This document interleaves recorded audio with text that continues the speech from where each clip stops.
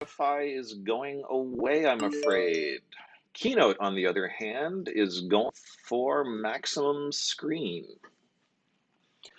So, good afternoon, everyone. It is Monday. It is our second week of online broadcasting. And if everything is going well, some of you are looking at this after the fact because we can't stream simultaneously. But we were able to have a Billy account created, and we put lecture 27 up. We're going to upload the rest. So one of our goals is, as your circumstances continue to shift, we're going to try to shift with you, and we're going to try to adapt our technology to suit where you are. All right, let's go. So today we're going to talk about a bunch of things. It's lecture 30. Consultations. You've seen the word, and it's starting to take on a little bit more direct relevance to you, I think. Adaptations, and if we have time, some stuff on parametrics. We ended last discussion lecture screencast talking about what to do if you have more free variables than you have information, and two things that came up. Well, let's see if anyone remembers on Mattermost. Anyone remember what the two things that came up last time were when we said, what do you do when you have more unknowns than equations? Let's see what Mattermost has to say.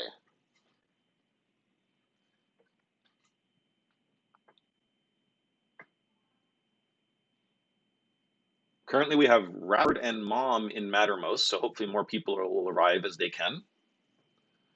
Assumptions was one. Yep, so one thing you can do, let's see if we can get, I need another device. I'm short devices. Gaussian elimination, perhaps.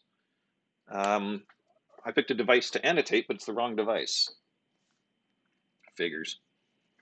All right, so we pick up another device and we say, okay, so one of the things you could do in the case where you don't have enough information, scramble, is you can assume what was the other one.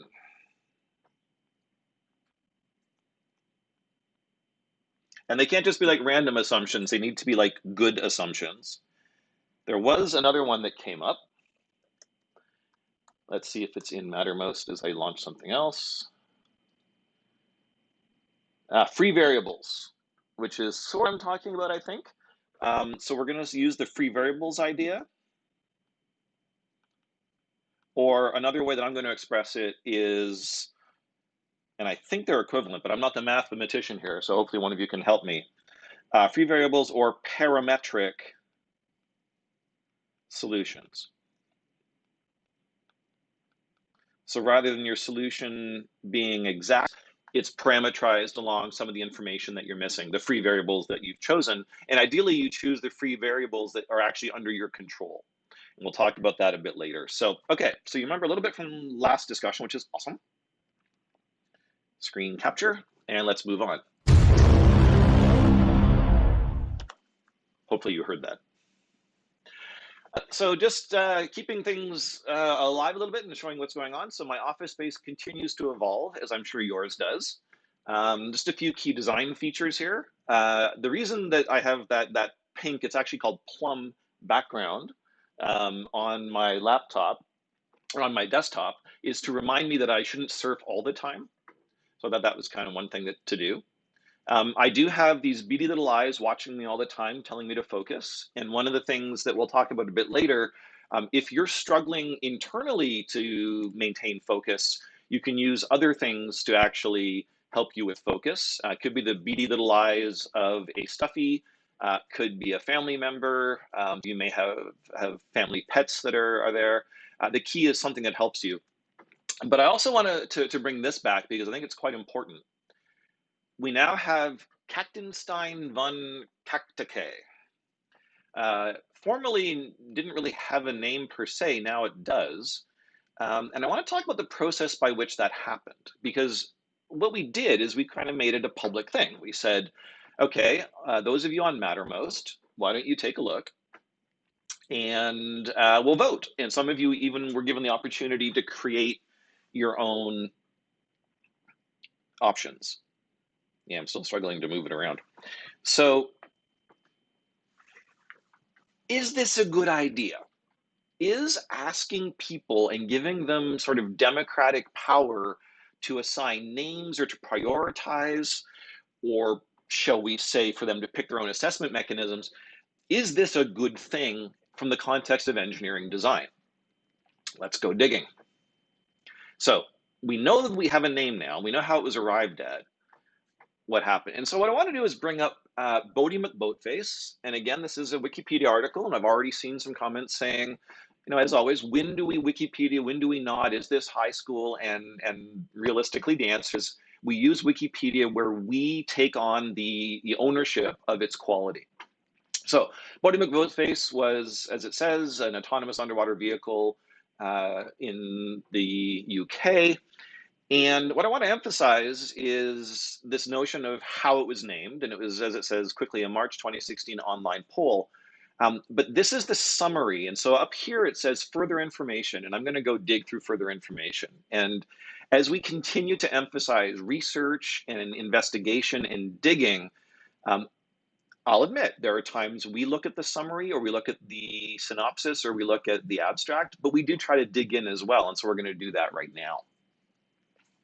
So this is the naming poll element. This is part of the overall Wikipedia page for that boat. And what do we know? So the council who's responsible said that members of the public were being asked to suggest names for the ship. So it wasn't a vote on names that were provided. They were asking for both the suggestion and for the vote on preferences. Now, what's interesting is this National Environment Research Council stated that they'd have final say. Just quick check. Okay. And that the most popular name in the poll would not necessarily be the one used. So I want to put this out to those who are listening live right now and ask you the following question. And remember, there's always a why. So is it authentic stakeholder consultation, especially when done via poll? So they didn't just ask what names would you like and we'll pick one. They said, we'd like you to suggest names and vote on them. So as designers, you're responsible for contacting and working with stakeholders. Do you feel, and why, that this idea of, oh, you can suggest a name and you can even vote on it, but no, we're going to decide, is this authentic stakeholder consultation? So it is now 13:17:55. I will give you 90 seconds to ponder. Of course, subject to some delays here. So take your minute and a half. Is this authentic stakeholder consultation as you perceive it, given your values as an engineering designer? So your values are critical. Go.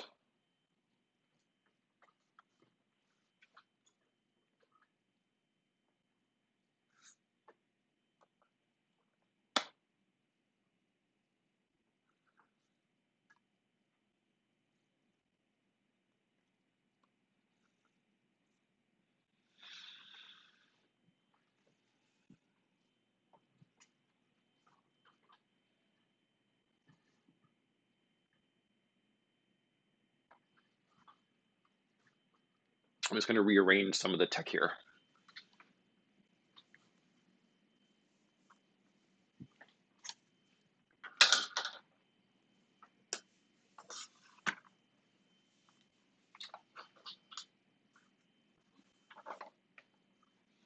And let's see if this USB-C port is still working. The answer is sort of. Okay.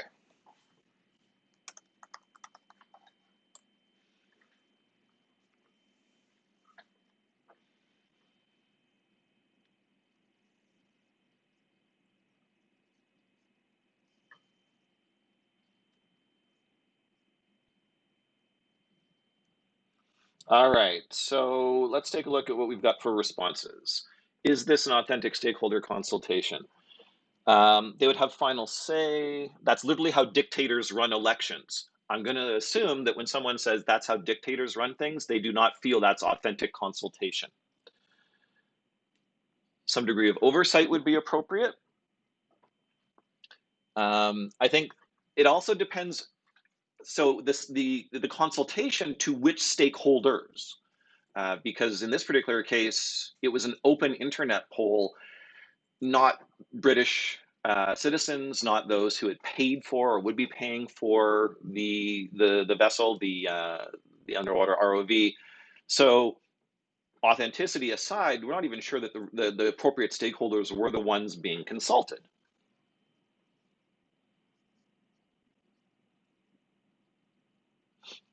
Oh, I think that's a really good point on accountability. In the sense, is this authentic? Well, if there's no accountability for it, then no, because authenticity requires a sense of accountability. Again, this is one of the comments from the class. Falsification.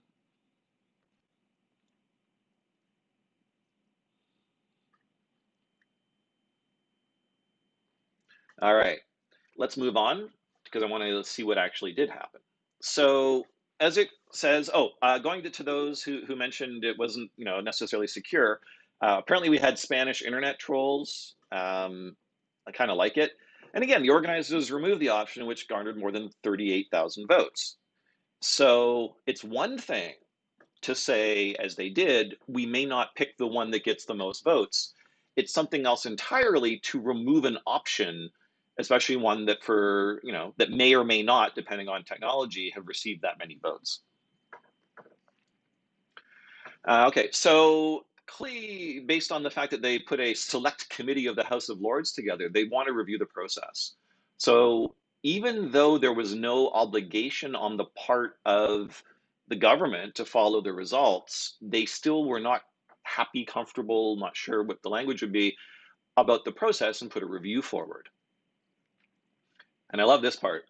The directors of NERC felt it was a success, regardless of controversy, because there was publicity, and that meant that the public was now interested in what was happening with respect to their organization. This is a personal opinion. I look at that and I'm like, this notion that all publicity is good publicity may not hold. And my reason for feeling this way is any number of times I've been part of discussions, part of consultations, and I go back a day or two later, a week later, and say, by the way, do you remember what we were actually asking you to provide input on? And they can't remember. They remember that there was Bodie McBoatface, and they remember that there was, Blas de Lezo, but they don't actually remember that the point was an underwater submersible for marine exploration. So all publicity, good publicity, I don't necessarily buy it. So this takes me back to lecture 25, when we were talking about stakeholders and stakeholder consultation, and the sense that we have that many of you at that time with respect to your RFPs were really wanting direct engagement with stakeholders as to become your primary source of information, as opposed to, for example, doing some extra research, going into secondary or tertiary sources. You were very, very much interested in getting direct stakeholder interactions, acknowledging that perhaps they may already have their assumptions, their vision, what can be, what ought to be, and they may not be able to overcome those. And so, as it says in the bottom there, your job as an engineer is to help break through and understand these biases. And this also comes back, and there's no slide for this, to the relationship between the engineer, the client, the user. And we've really emphasized this idea that within this RFP process, and I will assert in the broader practice of engineering, this notion of engineer and client is one that doesn't really reflect a professional engineering. And we'll talk about that a little bit later. The other thing we talked about with respect to understanding stakeholder needs, and this was 3 lectures before, is the notion of a variety of community members. So we talk about students all the time, but students are not a unified body, especially now that circumstances have changed. For us to say these are student needs may not necessarily hold. Similarly, how do we know what a community identity is? How do we work with it? How do we understand it? We want to understand the identity, but in some senses, especially with respect to this concept called intersectionality, everyone combines multiple identities. And so the notion of the singular is actually quite problematic. And then we have adapting language and representations, which we're going to talk to in a little bit, which is especially challenging in an engineering realm or a technical realm where the language the technical language may actually be as much, if not more important than the community language. And so I'll put on the table that if you can translate, and we talked about that with respect to the holistic engineering education, that textbook a little while ago, this idea that if there's lots of people who can get the same answer, there's less people who can contextualize it, there's even fewer people who can interpret it in ways that stakeholders understand. And if you can be that interpreter, there's real value there. All right, so consultations happen all the time. City of Toronto, this is from this morning, has lots of ways, as they say, that you can get involved in public consultations. And here's an interesting one. I'll just zoom in for simplicity. We want more inclusive community spaces in the city, or the city is considering how inclusive its spaces are. Accessibility would therefore, I assume, already have been dealt with. And talks about we're going to host town halls. Let's actually do a little bit of highlighting here.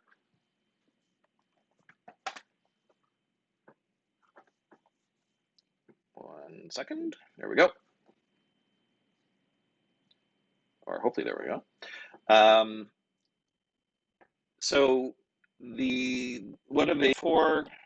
They're in it to listen, to better understand the community's needs,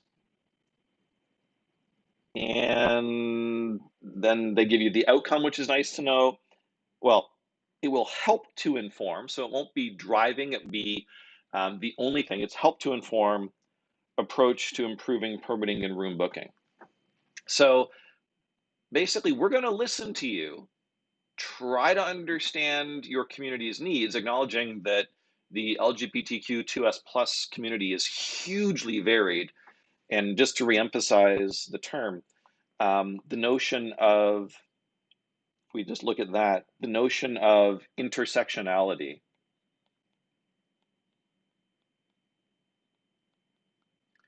In this context is a huge one, intersectionality being the idea that we are the intersection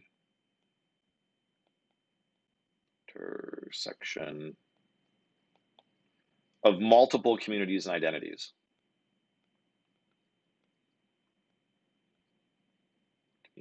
Wow, it's a lot slower to write. Maybe this is why students say we cover more in praxis than in courses where they have to write stuff down. Identities. Okay, so this is a public consultation with respect to inclusivity. There was public consultations with respect to Waterfront Toronto. Public consultations are happening all the time. We are also trying to understand your evolving circumstances. This is one of our forms of public consultation right now. This was yesterday. We had about 63 full, 75 total. So why? We want to know the limits of your situation so that we can tailor our expectations and our responses. Well, this was as of 11:30 this morning. The good news is we're up. I would say the bad news from our perspective, trying to do a good stakeholder consultation, is we're currently at 36% of the class, acknowledging though that things continue to change a lot and the survey that we're asking you for may not be a priority, which is okay. We're doing this because as we move forward and as Praxis plans what happens between beta and handbook, formerly known as showcase, and we'll see how that plays out, we are trying to consult with as much of the class as possible, putting consult with in quotes because we haven't really defined what that looks like, and this is one of our means to do so. Just as a quick point, also that lecture, the question came up about residents and about Corey.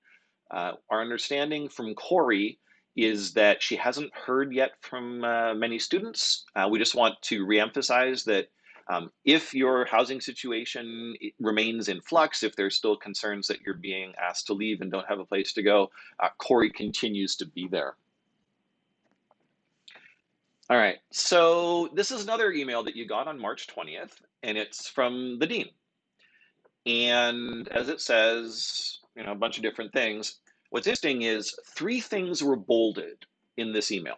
The thing at the bottom, after they see their final grade, something off screen that says graduate students and will consult. And so since we're an engineering design course and you've been acting as student engineering designers, the notion of stakeholder consultation is one that seems to fit here. So this is now going to go back out to Mattermost. We're going to try to capture as many as we can. But remember, with the dual, I want you to take a dual mentality as both students and student engineering designers. What are appropriate ways to consult with students as, for example, in this case, course instructors determine what to do? So we're going to take about, say, 2 minutes on this. It's now 13:31, 2 minutes. Appropriate ways to consult with you, given your dual intersectional identity of student and student engineering designer, with a reminder, how do we get our variety? How do we respect identity? And how do we adapt? Go.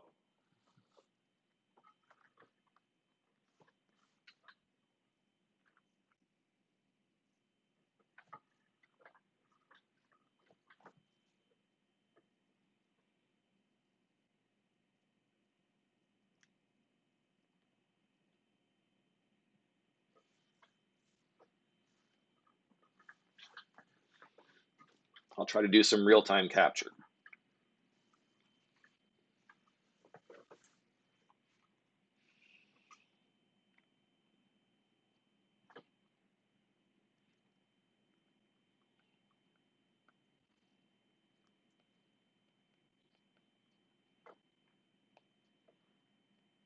So someone mentioned anonymity. I'll put that with a question mark because I believe they said it could go either way.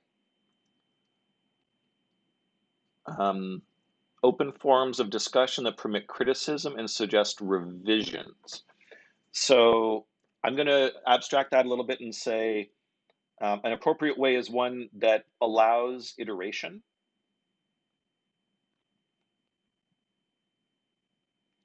That an appropriate way is one that I'm not going to say allows. I think I'm going to say supports. Maybe that's not the right word. Critique.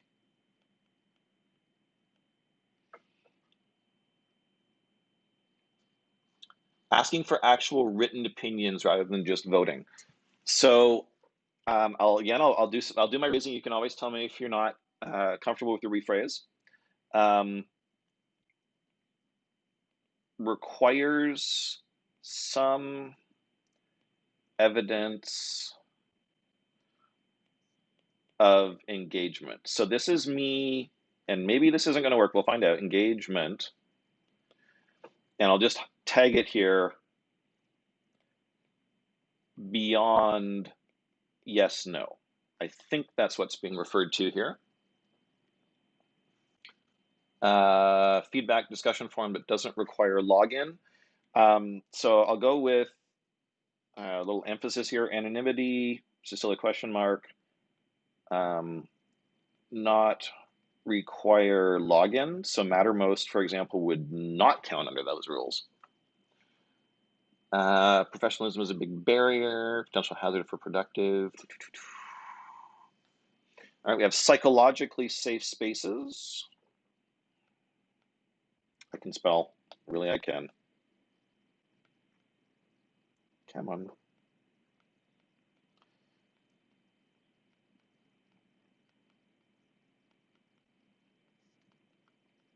So psychologically safe.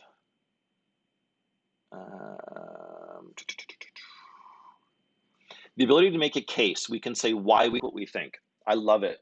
Let me just figure out how to capture that before I go on. I don't want to lose it. I'm going to say it this way. Supports argument / justification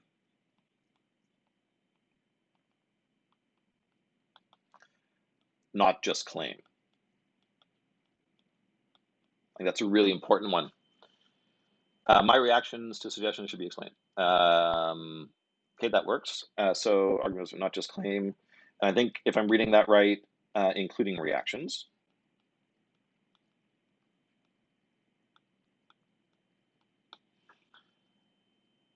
Establish different scenarios and see how students fit. So I think if I read into that one, so okay, so 2 points. One, the notion of different contexts, or different scenarios. Um, so the notion of multiple scenarios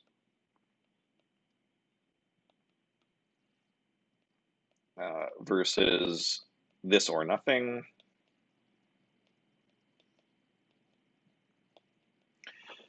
And da, da, da, da.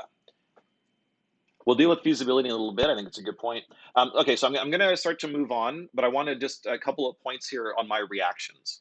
I'm always worried about anonymity because of, well, there's the greater internet that we talked about, or I showed some of you. It's this idea that there does seem to be some evidence that pure anonymity is problematic. What my happy place personally would be kind of, you need a user ID to get in, but once you're in, there's um, once you get in, no one tracks. So it's the big gate with freedom in between. With respect to require some evidence of engagement.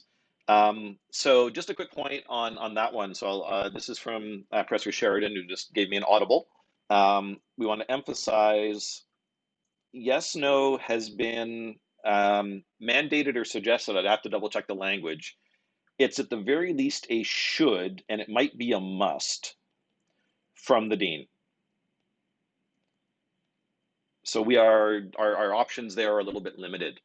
I think argument justification, the comment that it should go both ways is true. So that should be bidirectional. We try to do that with you. Hopefully that works out. And the other thing that I sort of reacted to is the notion of psychologically safe. That's hard. And again, it's difficult because of intersectionality. Everyone's going to feel, or just difference. We don't even need intersectionality.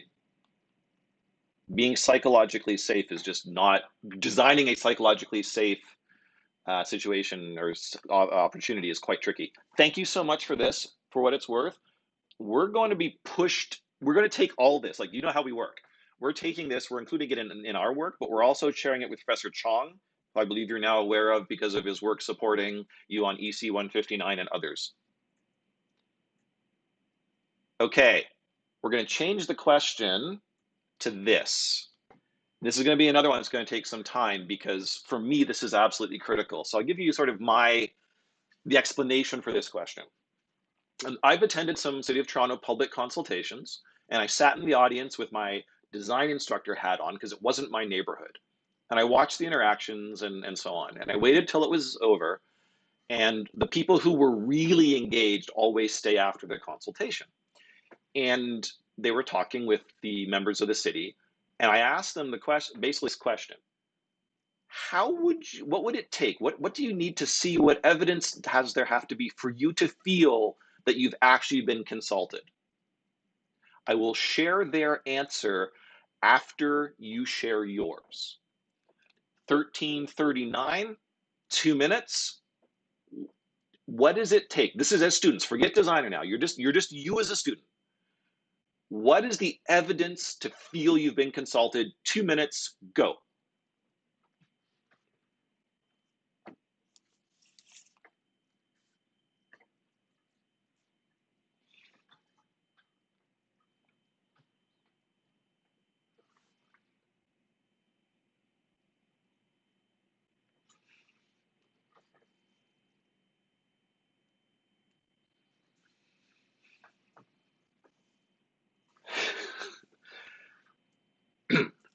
I would pay good karma for you to tell me what evidence for you to feel consulted.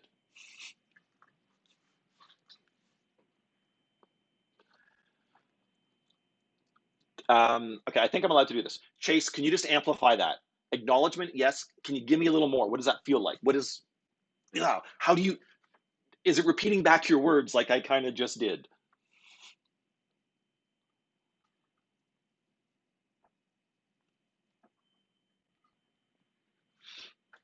All right, so please keep going. I'm going to do my capture the same way I did a few moments ago, because I got some more good stuff coming up. We pay good money. Acknowledge. Okay, so we have acknowledgement, but we want to figure out what exactly that is. Acknowledgement. There's a number of angles to that one. The reasons behind the decision. I think there's an amplification there that we'll talk about in a second.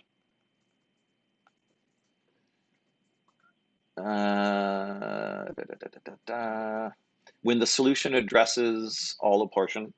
So I'm going to say direct link to students is, whoops, got an extra one there.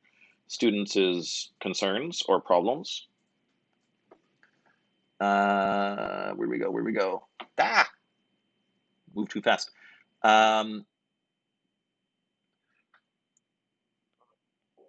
Whether advice was accepted. And again, I'm curious whether accepted or implemented, because that's important. Examining points made, fair enough. No, okay. I think, sorry, there's all sorts of good stuff here. Verification is the most received. Okay. Evidence you would need to see. Some kind of numbers, e.g., participants, etc.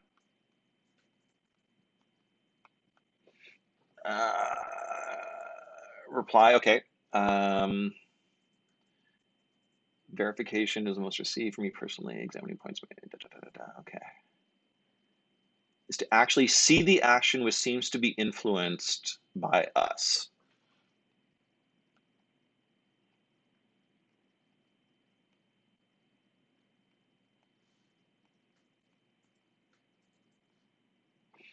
Okay, I'm going to call it there because there's a bunch of, again, really good stuff here. Let me just scroll, see what else I'm missing.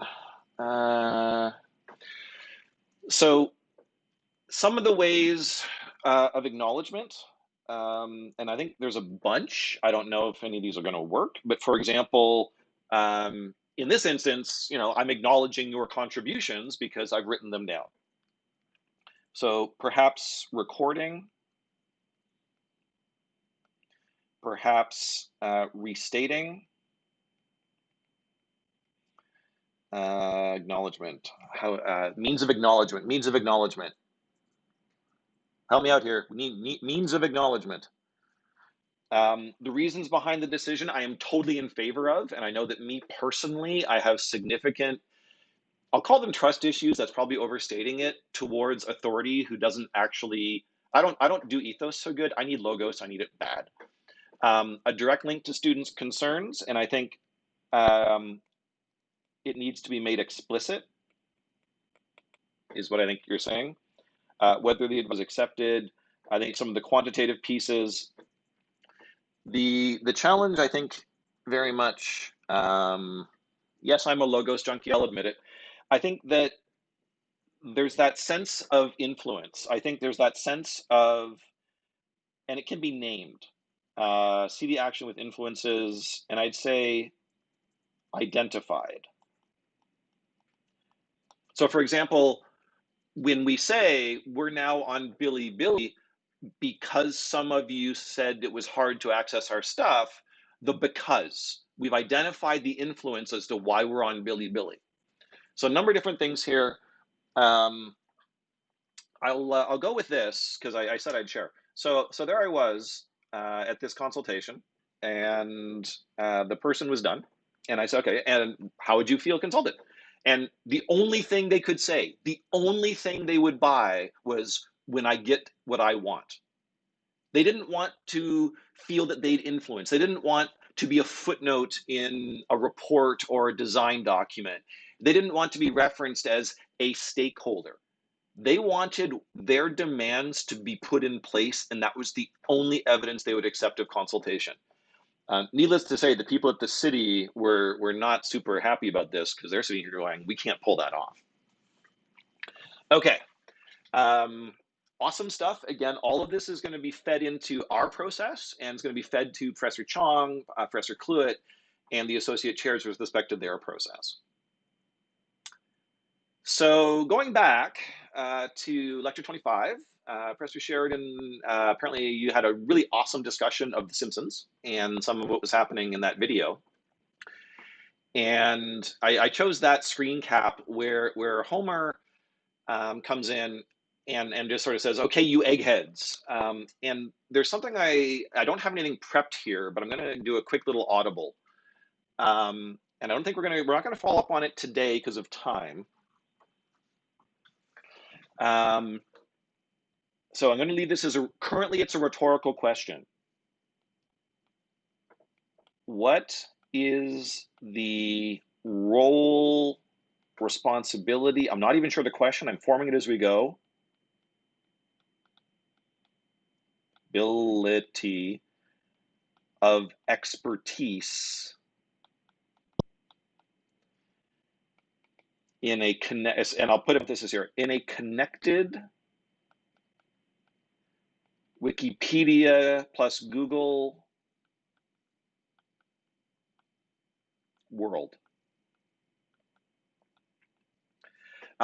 Those of you who are on Twitter are probably seeing all sorts of things come out where people say, I'm not an epidemiologist, but actually this is my favorite. I can't believe this. I'm not an epidemiologist, but I do viral marketing. And here's what I think the future of the coronavirus will be. And I'm sitting here going, one, viral marketing is a metaphor or possibly a simile. And two, what the hell? But then I caught myself going, well, maybe this person has something to consider. So we're going to talk about the role of expertise in a connected Wikipedia plus Google world a bit later, but do think about it. Instead, we're going to run to say, here's what's happening. All of your instructors are trying to design new assessment structures, but there's the academic goals of their courses and there's feasibility. And I've seen that come up a little bit as in some of your discussions on Mattermost. So I'll put this out there. If you take on the role of co-designer, not client, not victim, not just basic stakeholder, but co-designer, that's how you're likely to get the preferred outcomes that you want.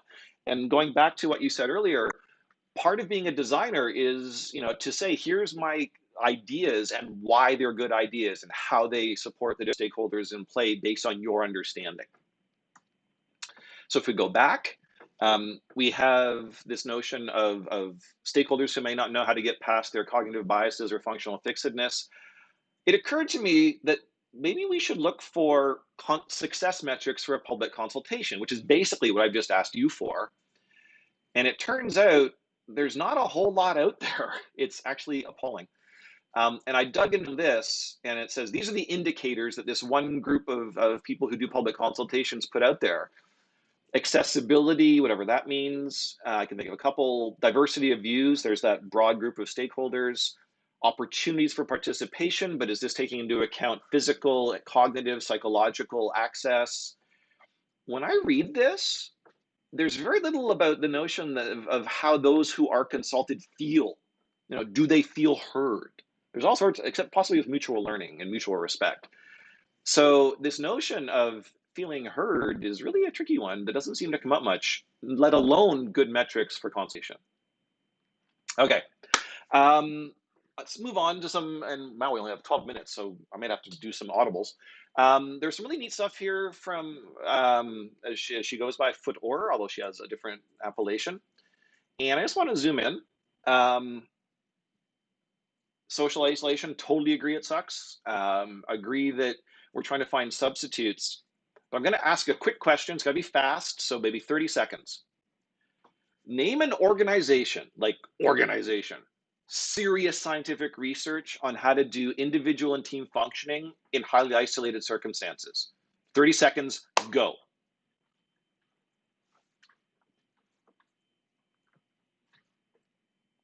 We're on slide 28 of 53 for those who are following along. All right, calling it. Well, actually not calling it. Close to calling it because it's already been up 3 times. Yeah. Let's go see what NASA has to say about social isolation and finding substitutes. So it is NASA Mars mission. Uh, awesome on the Antarctic exploration. I agree. Um, CIA in its own way. I'm not sure about the highly isolated, and I have no idea what that even stands for. So there's an astronaut's tips for living in space or anywhere, and we'll zoom in, watching the clock. So they did their work. I said, here's the key: astronauts and psychologists, experts, figured out healthy culture, 5 general skills, expeditionary behavior. So again, that notion of we are out seeking. So communication, clear and understood, to listen, to be active, nonverbal cues, which admittedly right now, my nonverbal cue is a green LED. It's kind of weird. Other things, share information and feelings freely. I think you've noticed that in praxis, we do speak a little bit more about the us as opposed to just the material. And that's something we're doing because we want you to do the same, because there's more to engineering and design than just information. Intentions before action, sharing why you do what you do. And it's a bit of the justification that came up earlier. Personal favorite, use proper terminology. If you mean criterion, say criterion. If you mean measurement system, it's not a metric. Be proper. And always have the discussion when things don't work out as you expect. So communication, this notion of leader and followership, their definition is kind of nice. Enhancing the group's ability to execute through positive influence. And the notion of a follower actively contributes to the direction. Environment of trust, critical stuff. Self-care, healthy psychological, physical, hygiene, go team, managing time, sleep, and so on. Apologies for speed here. Team care. Check on your teammates. How are they doing physiologically, psychologically? Knowledge. There's stress, fatigue, sickness, all the stuff we have. Try to work through those. How group living, how people coordinate, how they come together to achieve their goals, different opinions, different perceptions, resilience in the face of difficulty.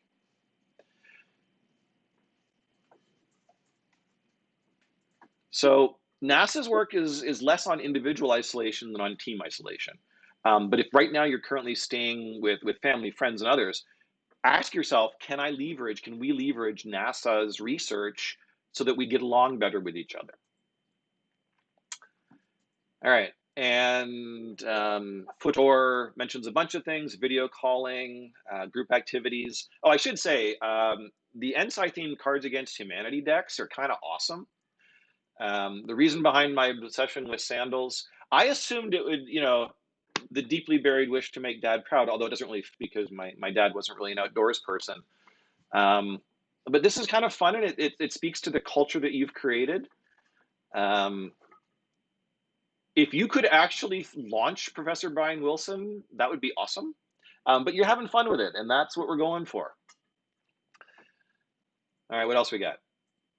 The notion of need for different, so a lot of good suggestions here that everyone's going to have their own, but let's go with this one.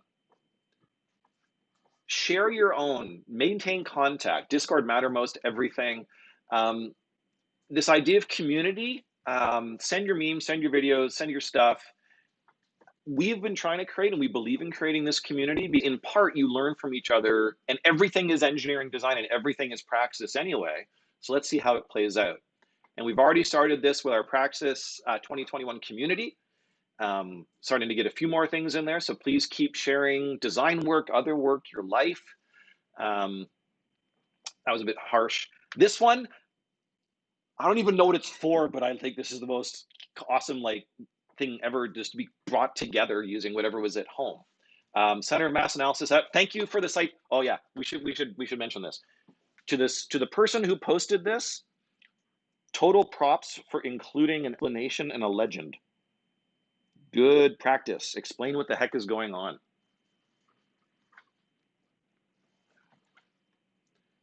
Now I actually seriously thought about posting this and wasn't sure if it would be well received.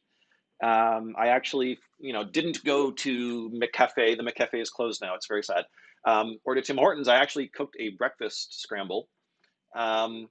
And I thought, why would I share this? And then I realized I would share this because it's engineering and it's design and it's professional practice and it's this thing called mise en place, which some of you may or may not have heard of. And it's this idea that when you're cooking, you arrange your work area just so. And as I see this, there is no difference doing this than having all of the components of your ESC204 robot all laid out when you did your teardown. Your mise en place doesn't just apply when you're cooking. It's like knolling for food. Cannoling is actually a thing, as you can see up there. So, and no, that's not pineapple, it's potato. So we're going to do a fast one. Professor Sheridan hopefully can throw up a quick poll in a minute. It's totally potato. Microwaved in advance to make it a little softer. Should we create a discourse thread on NSI cooking? We'll let Professor Sheridan toss that one up if she has a moment, and we'll get there. But yes, or if you're so inclined, you could do this. You could propose that a course on memes is super important. Now, the response that was sent back is that one does not simply propose a course on memes in order to communicate with one's stakeholders, right? Because stakeholder consultation, you use the medium that the stakeholders are used to.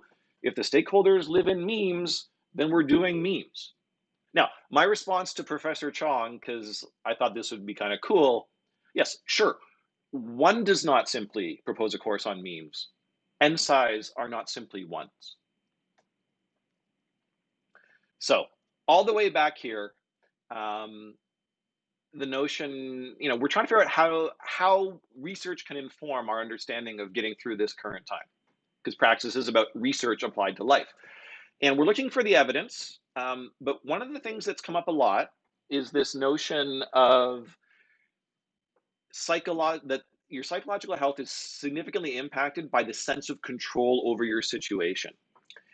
And there's something that happens, and we've used this in past years to discuss, it was linked to the imposter syndrome discussions. We have 2.5 minutes, we're getting tight, called learned helplessness.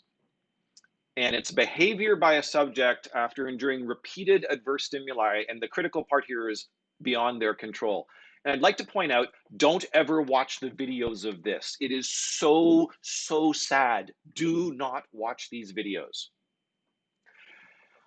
All right, so what's interesting is that the original theory had it backwards. The original theory was when things go, when the environment is lacking control and people feel a lack of control, that their brain changes. It turns out, if this is to be believed, I'm going to look into this. The brain's default state is to assume control is not present, and the presence of helpfulness is what's actually learned. I like the fact that in Mattermost, it's all like, let's go watch the videos. Yeah. All right. Very quickly, the way it worked was they found dogs, or they put dogs in harnesses, and there were shocks that were being applied to the dogs. Group 2 had shocks at random times. The dog had control. If it pressed the lever, it didn't get shocked. And then here's the interesting part. Group 3 had a paired Group 2 dog. Group 2 dog gets shocked. Group 3 dog shocked, except the lever doesn't stop it. So as far as the Group 3 dog is concerned, there's a random shock with no control. So that's study 1. Then they did part 2, where they could escape.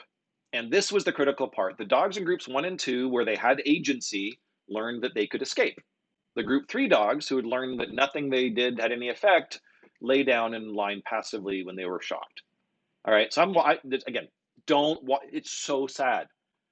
Unfortunately, I think many of us actually resonate with this, where we do what we do. We work our butts off. We try to get things done, and the results come back, and we're like, I can't see any relationship between what I did and what happened. And I got 30 seconds, so we're going to have to do some jumping here. We've experienced this. And in humans, the good news is it's situational sometimes. And even more importantly, when humans experience this, Sometimes it's global, sometimes it's specific, sometimes it's stable, sometimes it's external. And it's navigating how you come to understand why you're feeling helpless that's so important. So the health implications, I think you can It's imagine, 14 are pretty hours. severe. We're going to cut out in a minute. We are currently looking for research on how to overcome learned helplessness. But in the interim, and this is your homework, I'm giving you homework. Yeah, it's 14 hours. Giving you homework. How can you, let's start to partition what's controllable and outside your control. So we'll take this up tomorrow, but we want you as homework, partition what's currently largely under your control from that which is not. We'll take this up tomorrow and move on from there.